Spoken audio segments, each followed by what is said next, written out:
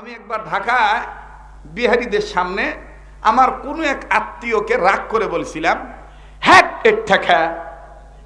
যখন বলছি হ্যাট এর ঠেকা, তখন বিহারি বলতেছে আপ কি कहते हैं? কি কথা বললেন এটা? हमारे समझ आता नहीं, আমাদের বুঝে আসলো না এটা কি বললেন। ফার্সি না উর্দু না ইংলিশ না বাংলা সাহিত্য, হ্যাট এর ঠেকা। তা আমি বললাম যে এটা হলো আমার নানির দেশের ভাষা। আপনারা যেমন ঢাকায় বলেন আবে যাতো হেন থেকে, সর এই জায়গার থেকে, এইটা নওগাঁয় বলে হ্যাট এর ঠেকা। আর নাইলে সংক্ষেপে বলে হ্যাট দিনি, কথা কয় না, কি বলে আবার জোরে কর, হ্যাট দিনি। এই যে রাগ করতেছেন নাকি আপনারা? আমার